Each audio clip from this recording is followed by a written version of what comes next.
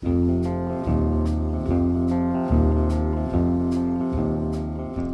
Hello, how are you? I'm doing well. I'm Good. Amanda. And I'm Peggy. And you are watching the Junction Fiber Mill Millcast. Yes.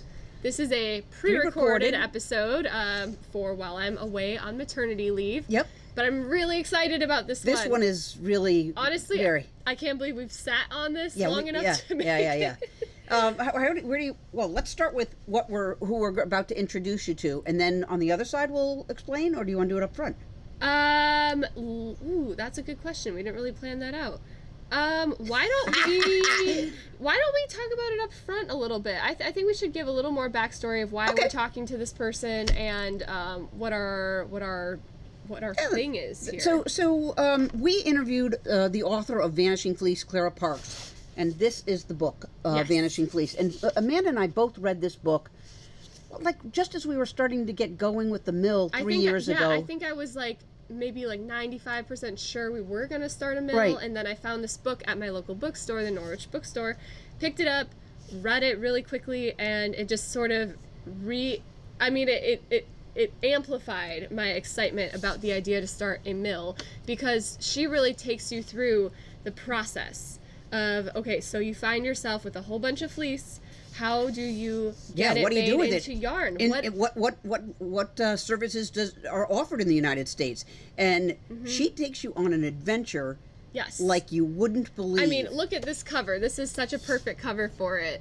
Yeah. It is supposedly probably Clara Parkes, lassoing on a giant sheep, and so she ends up with a giant amount of a bale of this beautiful merino. Yeah, Saxon merino in upstate New York, and has to figure out, what do I do with it? Yeah. And she visits the scouring places, the dye houses, and the different options in the United States. She does natural dyeing and acid dyes. And is revealing the challenging story in this country of who's supporting yes, small farms that are trying to raise fiber for you to knit with, and how does it happen? And what are the true costs involved with the system? And I believe she goes a bit into the history as well. Is that correct? Yeah.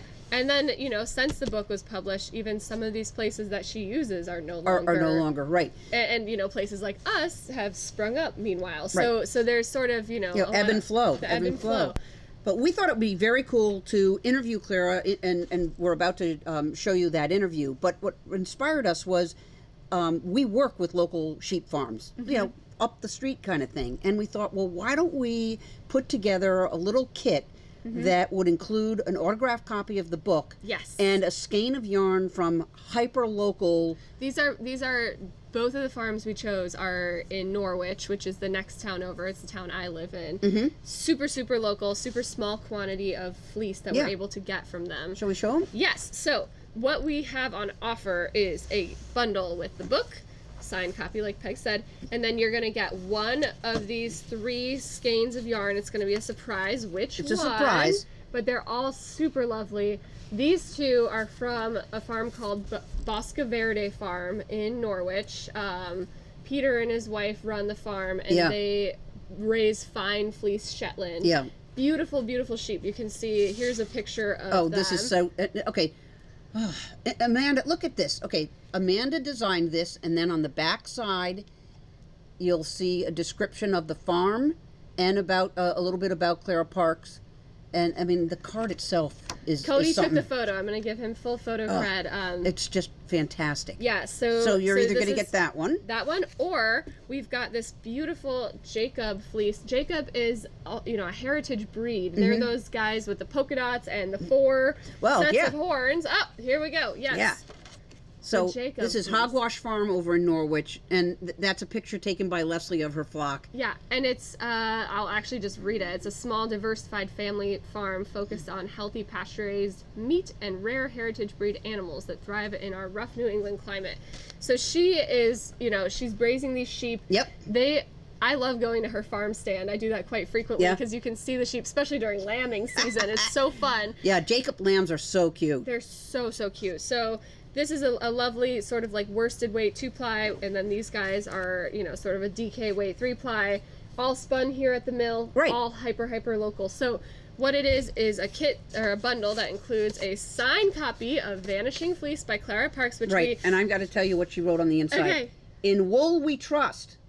That is that great? That is so and then true. her autograph, yeah. And then it'll come with one of these skeins and one of these one of the cards and a sticker. And then drum roll, our fabulous project bag now. Yeah, we talked about this in the episode that truthfully we just recorded. Yeah. But Yeah. The Peg's hat has had this in the bundle, but now we're gonna have it for this bundle Right. as well. So you'll get all of this. We will rock you. So these are available online now. Yeah. And again, we hope that you enjoy reading the book. I, after reading the book, also tracked Clara down and found what else she's up to. So Yeah. she's big in the like wool knitting publishing realm, and she has her personal project is this newsletter that she puts out every week or every other week, pretty frequently, and the Wool Channel. The Wool Channel, and yeah, she talks it's incredible. about she's got I think a free and a paid version of it, and she really is on the pulse of what is going on with wool around the world, globally. all over the world. So stories from New Zealand, that car manufacturers trying to incorporate wool in their upholstery. It's kayaks made out of wool, like everything you can possibly make out of wool. You'll find out about it. Family businesses that have been around forever, and finding new ways to find life into them. Yeah. Beautiful marketing videos New Zealand's putting out about their wool industry. I often find things I ask for or gift for Christmas through her list, because she finds a lot of the really cool new wool companies and talks about like, you know, oh, she tried this wool mattress cover and how did that go? So I can't say enough about what Clara's doing to sort of promote wool at large. And with that, let's introduce you to her. Okay, I'm done. Enjoy the interview. It is my pleasure to welcome Clara Parkes to the Junction Fiber Mill Millcast. We are just delighted to have you joining us. How you doing? I am doing very well, and I'm so delighted to be here. Thanks for asking me. Great. I love the window and light that's coming in, and it speaks very Maine-ish. Yes. You're in the Blue Hill Peninsula along the coast in Maine, and I'm assuming you still have the same kind of chilly, raw weather that we have. Yes. But it's beautiful. We were just talking about it this morning that like 25, I know for people in California, that will sound like, but when there's no wind and it's sunny and 25, it's like this wonderful, it's cold enough for things to be frozen and for you to feel like, yes, but it's not so cold that you have 32 layers of wool and you're questioning your life's choices. But you know it's in your future. Yes.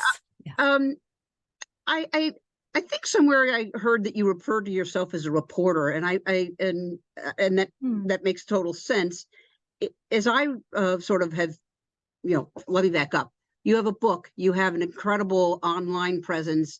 There's a lot that I want to cover, but I want to back up and say that before you became the wool authority and reporter about all things wool, you really in the beginning were about yarn, and you released several books on yarn. Knitlandia, I think, is one, and the Book of Yarn. But to my mind, your really big breakout book was when you pivoted and wrote a book called Vanishing Fleece. And I'm just curious, first of all, how is it that you started covering yarn, and what made you want to pivot to taking on really the bigger topic of wool in the United States? I would say everything has been kind of an evolution. And so, starting as a creative person, but in a world where you can't make a living as a creative person, so you try to fit it into what you can do. So I was in the tech world, even though I knew nothing about this weird new thing called databases. But that's where I honed kind of my skills about writing email newsletters, which were a new thing in the 1990s, whenever that, late 1990s. And that's where I got hooked on the potential for communicating with people and building relationships and community. So then when we moved to Maine and the whole tech side of things just started to dwindle, my lifelong passion for knitting and for yarn, fueled by my grandmother in New England, everything was wool, that kind of came to the forefront. And so I took the tech experience and pointed it toward my passion.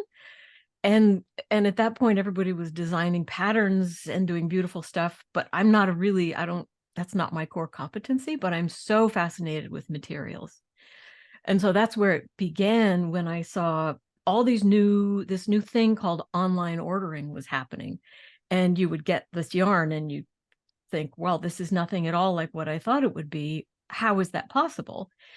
So I thought, wow, this is something I can do. I love studying and finding the story in yarn, kind of taking an art history background. And so that's where I started with Knitter's Review. It was reviewing all these new yarns that were available to us. And then over time, the gradual evolution as a storyteller, as a seeker of interesting vehicles for studying human history, I realized that for me, the big story was in the wool yarns. Also because I love them. I don't know. I just love.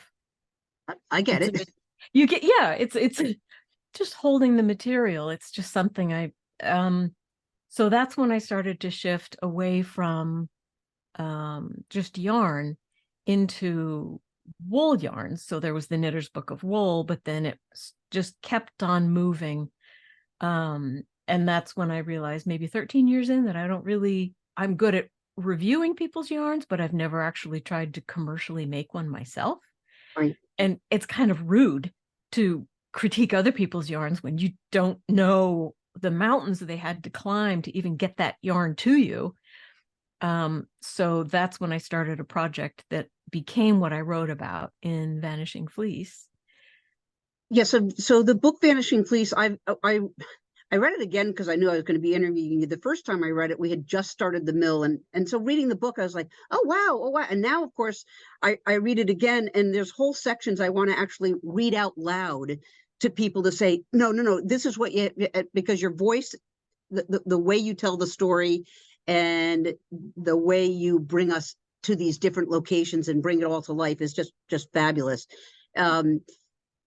So Vanishing Fleece, for those who came out in 2019, and it all begins with a 676-pound bale of scoured wool from Saxon Merino, from a farm in upstate New York. And it's just a delightful story of what you did to turn that into yarn, and the places you take us as you head out on that adventure. I'm sure you've talked about it a lot, but in a nutshell, can you just sort of recap the fun? Oh yeah, it was an early thing, kind of before Kickstarter. It wasn't exactly that. I just knew I needed a whole bunch of people to be accountable to.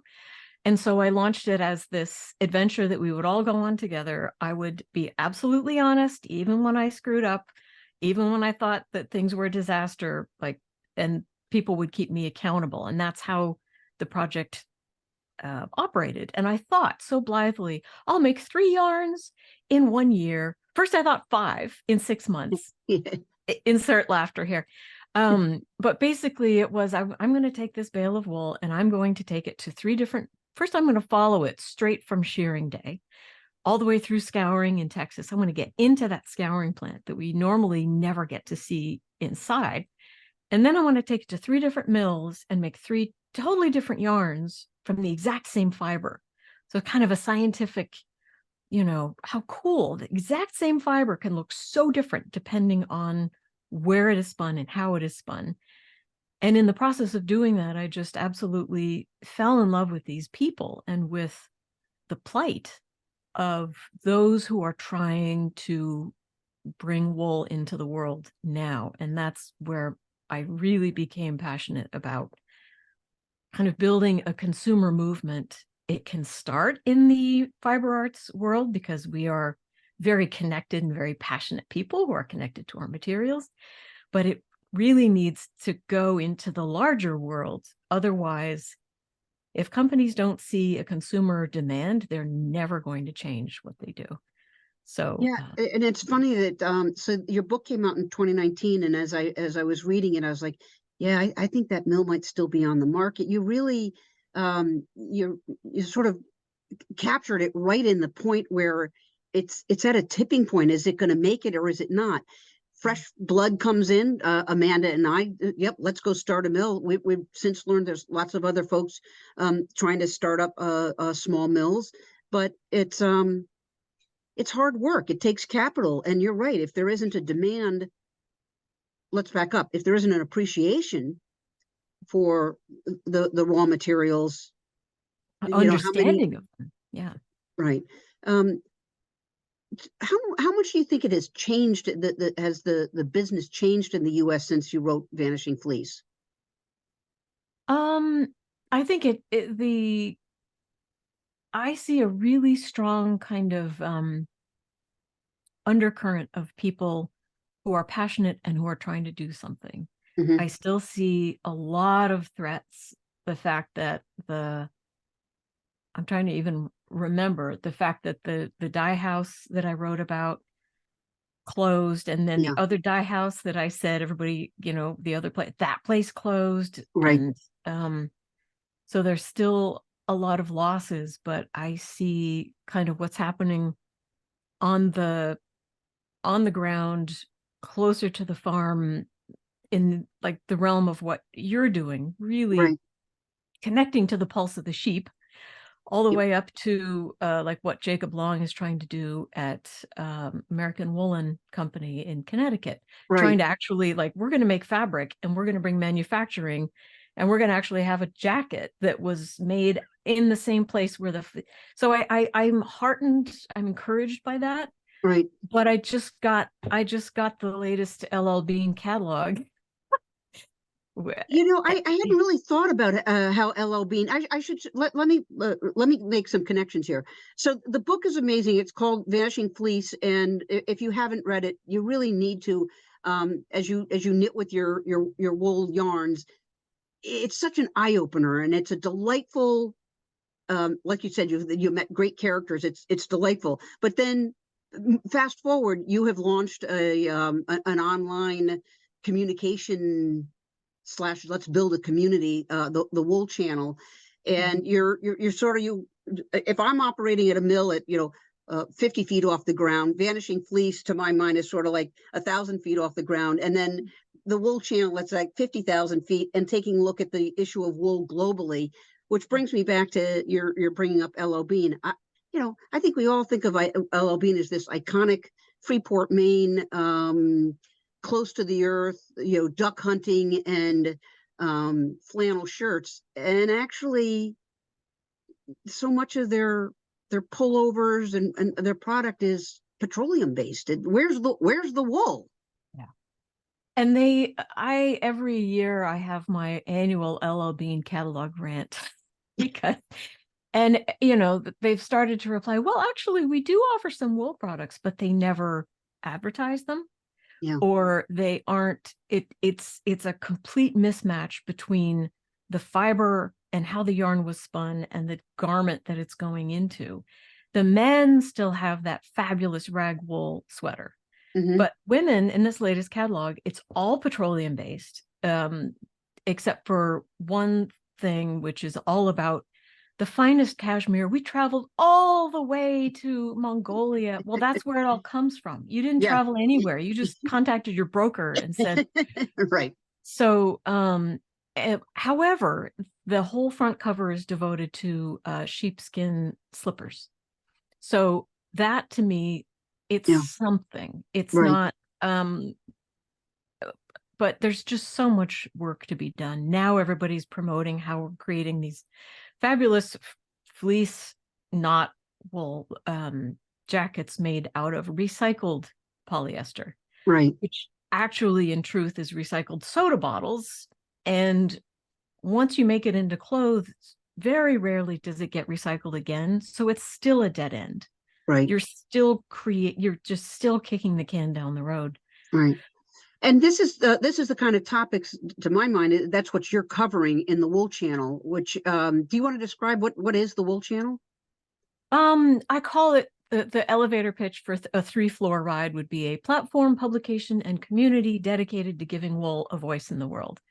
So it's like not only inspiring and motivating people, but giving them the foundation of like scientific, but also current news and affairs information to talk about wool at the dinner table during the holidays, and to be able to make an informed statement about it to get people It's excited. and you have you I want to say you kind of cover the good, the bad, and the ugly. You did a recent one on the fact that the U.S. Navy is uh, I was going to say downsizing, no, eliminating the classic wool pea coat. Like, Yeah. what the heck? I know, for a nylon parka, a Yeah, flammable, conductive nylon parka, you can still buy the pea coat. It's not required in the kit. You can still buy it, but yeah, but yeah. yeah. But then on the other hand, you cover some positive. I can't remember the manufacturer, but there was an auto manufacturer where I think you were pointing out that they were going to incorporate wool into their. Am I right? The seat covers. Yeah, Volvo is doing it, and BMW is also doing it. So can you flesh that out? What is that? What are they doing? Well, of course, unfortunately, it's a blend. You'll never have 100%, even though wool originally was the material Right, for car seats. But it's a blend of wool and a couple of other fibers. It's their like eco seat cover. But the right. BMW, again, kind of out of the range of most people, but their newest, it's like, I can't remember the model because I won't be buying one anytime soon. Maine has one BMW dealer anyway. That they promote the fact that like 98% of the car is biodegradable or somehow can be completely recycled. So Wow. it goes into the seats as well. I think there's also Tencel in there, and there probably has to be some petroleum based, but any wool back in a car, I think, is a fantastic start, especially because that new car smell is all volatile organic chemicals, and wool is great at sequestering them. So you just have like a built-in air filter as you're Right, driving around. right. Yeah. So, so given that you have been for several years now, been covering it on kind of a more global level, Mhm. I, I'm just going to ask that same question, but now on a bigger scale. Do you remain hopeful on a global level, or do you feel like, I know you've written recently about New Zealand and the crises of the sheep ranches there? I mean, is it, okay, poor New Zealand, but is it being replaced elsewhere? Are we still in good shape, or do you think that it's shrinking? I think it's a perpetual dance of we make progress, then something comes in and threatens it. And then the other side of whatever's coming in to threaten it becomes evident to people. And so then wool makes another rise, and then something else comes in and kind of.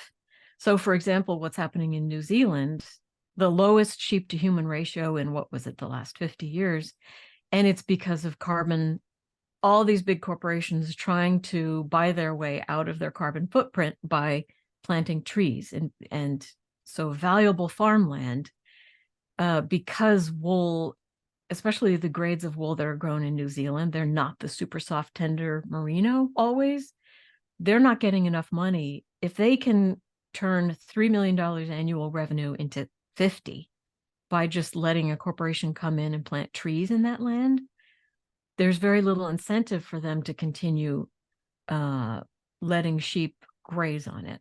So then we had the recent reports about how many of those carbon offset credits and those carbon farms are actually not at all what they're claiming to be, and they're not sequestering nearly as much carbon as they claim to be.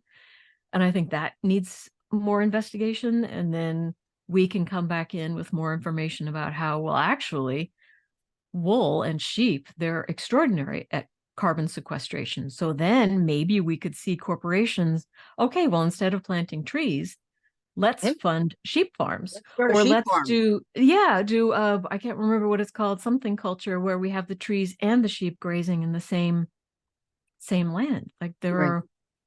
So I don't see anything as a complete dead end Hmm. ever. I just see Hmm. it this, before that we had PETA, where they're still trying, but they're just really trying to get attention, piecing together 10,000 hours of footage that they paid somebody to film. Let's talk about motive here, into a 30-second clip where it looks like shearing sheds or just slaughterhouses. Right, right, right. However, then I just feel like every single time Yeah. My gauge is the comments section, because it's always sort of like the the good, bad, and the ugly gauge of where people are on Right. something. Right. So I love seeing more people stepping in and defending wool, or calling out things that aren't exactly accurate. And Hmm. if that's the gauge, then I think that we're getting in a better and better place. Consumers are getting smarter and more, not cynical, unfortunately, but just they're really questioning things. Well, it seems also to me, just from our vantage point at the mill, is that not only does it seem like there's plenty of young sheep farmers. Again, it's on the small scale. They may only have a half a dozen or a dozen sheep, but we're also finding that when we're at fiber festivals, it's not that sort of stereotype of women with white hair like myself buying yarn, but there's uh, a, a huge millennial um, population interest in wool, and really wanting to know breed specific. What more can you tell me about it? Interest that I find very exciting. Yeah. I don't know how you keep growing it, and I don't know how you get manufacturers, because I get it that it's really different to buy 5 skeins of yarn and knit a sweater versus I want to be able to buy a jacket and t-shirt, etc., that are made out of wool. Um, that seems to be a kind of rarefied product, just Mm. because of the cost. Yeah, I think, I mean, it's always about manufacturers or companies, they're always trying to put us in little boxes of consumer segments, Yep. right? And as that generation of consumers continues to progress and get more disposable income, um, they're they're going to pay more attention to them, and the fact that, wait a minute, why are they always buying used wool sweaters? How can Ah, we pull them yeah, over? And so this is maybe true. they This is they true. will. Yeah. Because also, please, because we're running out of great used wool sweaters at Goodwill. When I go now, it's mostly plastic. Well, Gee, I that's because wonder they're all why. making those Bernie Sanders mittens. Yeah, Yeah. exactly. So I think it always comes, it's follow the money. It's always about the money. Right. And Right. they're going to want to touch that market segment. And they've already understand that story is very important. Hmm. Um, but they also need to understand this is an educated, very, very, like far more educated than I think in previous generations, where we were a bit more trusting, Right. I think you're Um, right about that. I think you're right yes. about that. So any story that you tell has to have a science behind it. It has to have actual solidity Right. behind it Well, now. it is very good to know that you're on the beat, if you will. I would really encourage folks again to pick up the Vanishing Fleece, but also check out the Wool Channel. And it's it relatively easy read, but it just opens your eyes to all the different places where wool wool sits and is either expanding or being threatened. It's really delightful. Mm. It's Thanks. it's And really and wonderful. there's some really fun things happening with wool too. Just like cool things, trying to, what is it, like using it, growing seaweed on ropes, or using it to fill roads in Ireland, just like really cool to restore native peat bogs. And of course, all the gardening use that's happening now with Yeah, the incredible. wool pellets. It's that part is very encouraging. I see a lot of interesting innovation. And where I see myself fitting is like getting everybody ready for it so that they can go into the store and ask, where are your wool pellets? Where That's right. That's right. Yeah. And Yeah. to your home builder, is there any way I can insulate my house, please, with wool? Yes, Amazing. absolutely. Yeah. Yeah. I mean, and you see those fire videos on YouTube. There are these old experiments about a house furnished with synthetic furniture, covered in synthetic materials, and one with a wool couch. And it's oh God, it's maybe even like 20 years old. It's an old, well, that's not old, 30. But Yeah. the wool couch, they had to keep stopping the video and going back in and lighting a new match and putting more paper on it and more paper on it. Like, it's important. It's not just necessarily about money or aesthetics. This is Right. your Well, and health. it's having a better understanding of all the attributes of wool. Yeah. Yeah, absolutely. I really appreciate your time. Like I said, I'd love to read the book out loud, and I could talk to you all day about wool, and just really appreciate having you on the front lines of making sure we all stay, I don't know, up up up to speed on what's going on with wool. It is a pleasure to have everybody on board who wants to join me on this one. Very good. Thanks a lot. You're welcome. She's really neat. I'm so thrilled that she agreed to come on, and that she agreed to do this collaboration with us. Yeah. And So read the book, whether you get it from us or you get it from your local library. Vanishing Fleece. It's just fabulous, and definitely check out the Wool Channel. Yes. Which Clara does now. And we'll link that in the show notes as well. But yeah. We hope you enjoy. Yeah. We'll see ya. Bye. Bye.